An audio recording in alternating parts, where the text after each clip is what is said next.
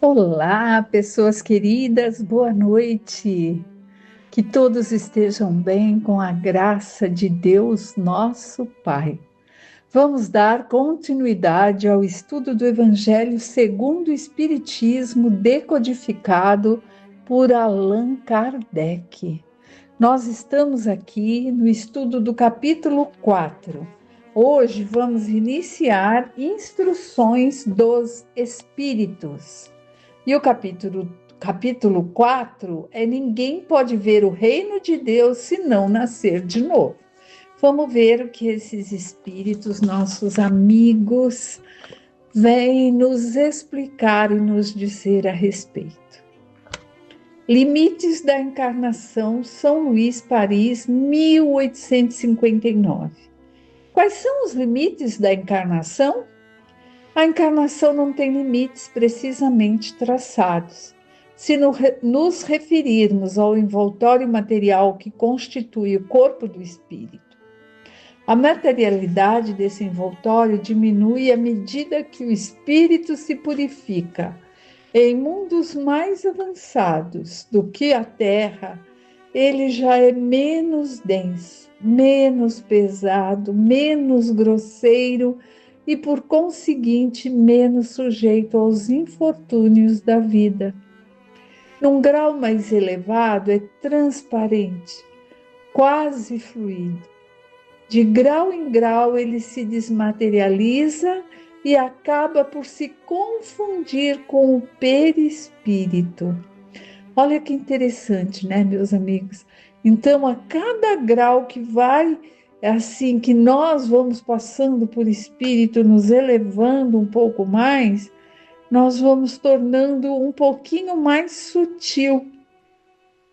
Cada um, conforme a energia que carrega, né? Os espíritos mais elevados têm o perispírito mais sutil, mais fluídico, e aquele que é menos esclarecido, como estamos nós aqui ainda na Terra, em provas, expiações, nesse momento de transição, começando a sair fora do primitivismo ainda, lá daqueles primórdios, nós como ser hominal, o nosso perispírito ainda é denso, né? Mas é menos denso que o corpo material, mas não deixa de ser denso. E quando nós estamos na casa espírita e tem a psicofonia, nós percebemos que muitos espíritos que desencarnaram, eles não têm essa percepção. Eles acham que continuam ainda no corpo de carne, de tão denso que é o perispírito, não é? Então eles falam: nossa, mas eu não entendo o que está acontecendo, que eu vou, fico em casa, tento falar com minhas parentes, minha mãe, ninguém me ouve, ninguém me percebe. Ele também não se percebeu que não tem mais corpo físico, de tão denso que ainda somos, né? Poucos são os espíritos aqui encarnados que já têm essa fluidez total. A energia que nós emanamos aqui na Terra, essa energia é a que teremos no plano espiritual, embora estejamos com o nosso perispírito, mas não deixa de ser denso. Dependendo do mundo no qual o espírito é chamado a viver, toma um corpo apropriado à natureza desse mundo. Ou seja, nós temos o nosso corpo como somos aqui no planeta Terra, porque aqui, para vivermos e termos, experienciarmos, né, tudo que há aqui no planeta Terra, nós precisamos desse corpo que temos agora. Lá nos primórdios, os primatas tinham outra forma e foi evoluindo. Lembro quando a gente estudou, né, de quinta a oitava série, não sei como chamam isso agora, né? Na minha época era o ginásio. Nós víamos ali nas aulas de biologia aqueles desenhos da evolução humana. E aí nós vamos vendo quantas modificações nós percebemos que o nosso corpo físico, ele vai se adaptando às mudanças. Muitas das pessoas que nascem já não são como lá meus bisavós lá atrás, porque tinham outras necessidades. Não que a mudança seja tão visível, mas se formos buscar, acharemos. Então, nós temos ali o corpo apropriado à natureza daquele mundo onde nós estamos renascendo. E nós aqui estamos renascendo no planeta Terra, então é assim que é. Nós vamos usar a vestimenta que nos é apropriado. E o corpo que temos é o que nos possibilita estarmos aqui aprendendo. Se estivéssemos em outro planeta, nós iríamos ter um corpo apropriado para que continuássemos nossa jornada e nosso aprendizado lá. Coisa que não é aqui. E por isso que somos ainda, temos ainda essa parte densa, porque aqueles espíritos mais elevados, eles são mais leves, mais fluídicos, como vimos. O próprio perispírito sofre transformações sucessivas, torna-se cada vez mais fluídico até a completa purificação que constitui a natureza dos espíritos puros. Embora os mundos especiais sejam destinados aos espíritos mais avançados, eles não estão ali prisioneiros como nos mundos inferiores. O estado de pureza em que se encontram lhes permite transportarem-se por todas as partes onde realizam as missões que lhes são confiadas. Vai depender do estado do espírito. Considerando-se a encarnação do ponto de vista material, tal qual é na Terra, pode-se dizer que ela está limitada aos mundos inferiores. Portanto, depende do próprio espírito libertar-se mais ou menos rapidamente da encarnação, trabalhando por sua purificação. Além do mais, deve-se considerar que na erraticidade, isto é, no intervalo das existências corporais, a situação do espírito permanece relacionada com a natureza do mundo ao qual está ligada pelo seu grau de adiantamento. Desse modo, na erraticidade, ele é mais ou menos feliz, livre e esclarecido, conforme esteja mais ou menos desmaterializado. É isso. Vai depender muito, O espírito mais elevado tem o perispírito mais fluídico, mais sutil. Ele é pura energia. E nós, agora estávamos estudando aqui de segunda-feira, aqui na Casa União, no Centro Espírita União, nós temos o estudo online de um trechinho do Evangelho, e aí temos mediunidade, desafios e bênçãos e mecanismos da mediunidade. E estávamos justamente falando, sobre essa forma, essa energia, o que somos a energia. E lá no estudo de hoje estávamos falando dos encontros que temos à noite com aqueles que se assemelham a nós, em pensamentos, em atitudes, em sintonia.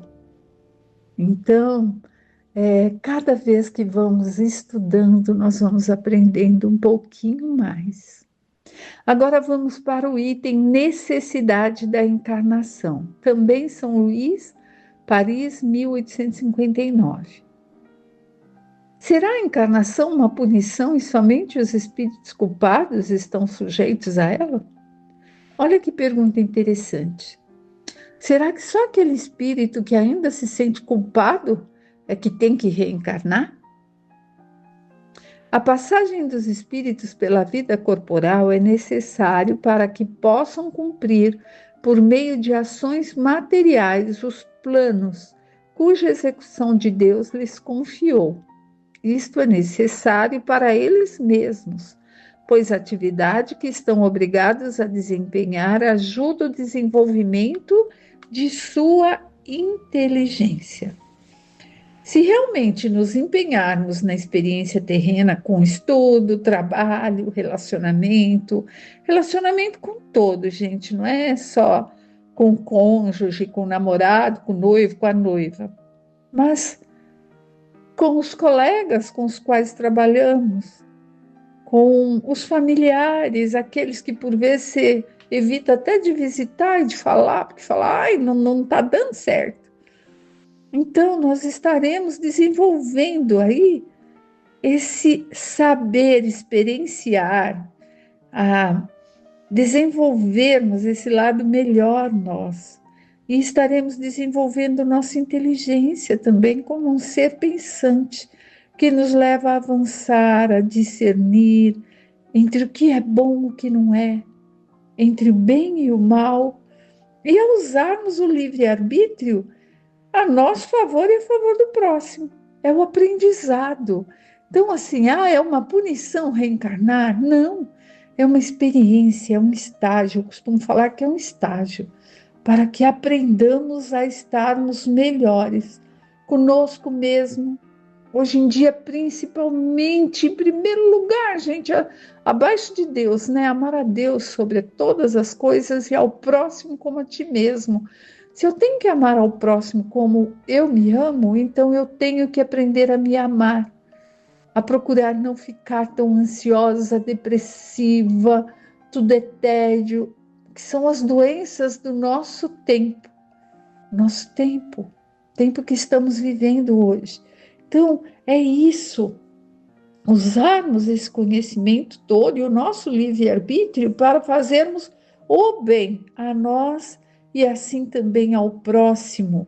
E vamos reencarnar-nos, sim, novamente, para colocarmos ali na nossa próxima existência, como nessa, já temos que começar agora. Então, vou esperar desencarnar, quando eu voltar, eu vou colocar em prática o que eu estou aprendendo no Evangelho, na narina, não é isso não. A gente começa agora, e quando reencarnarmos, o que a gente carrega para lá? A malinha linda com meu blazer branco e minha calça preta, meu tênis Adidas, sei lá o quê? Não.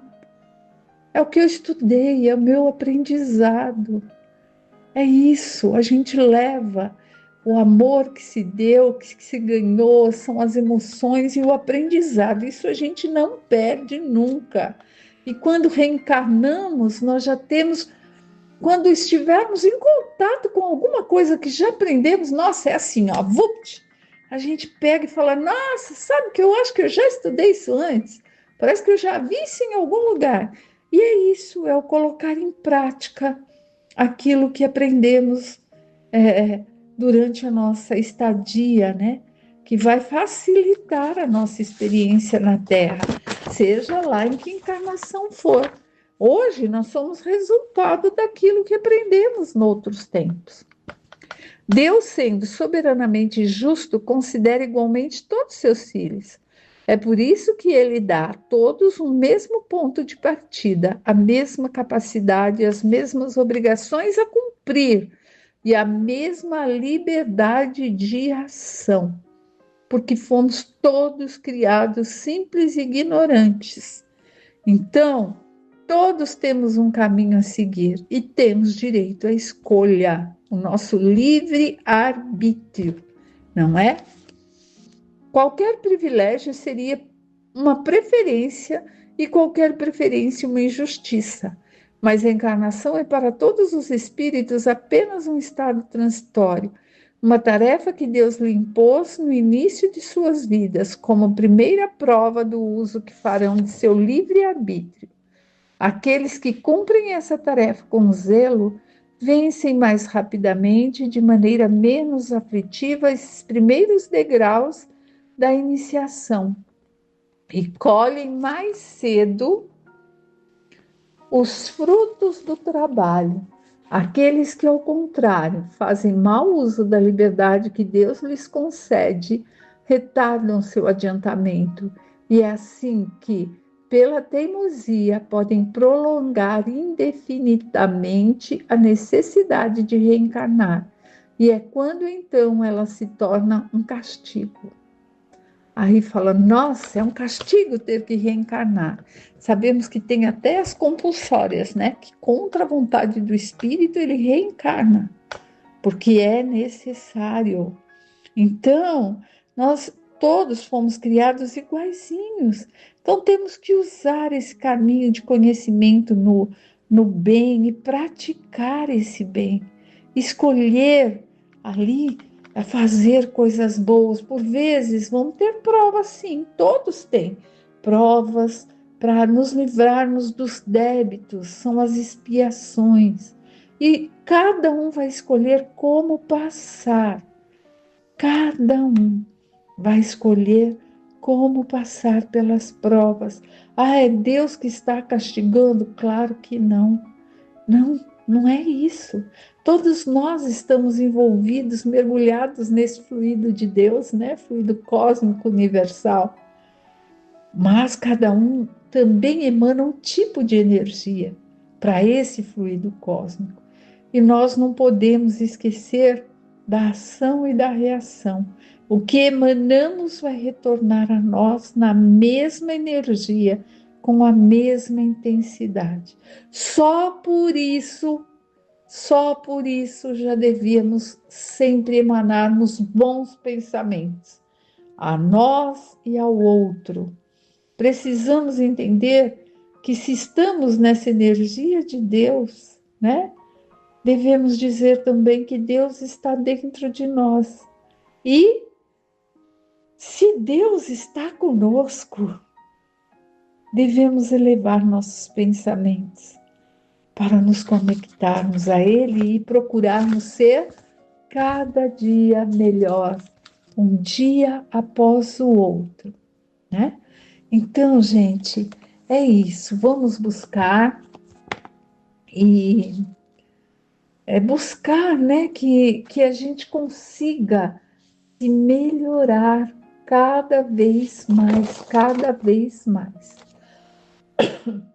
E fiquem com Deus, que Deus Pai esteja com cada um e tenha uma ótima e linda semana.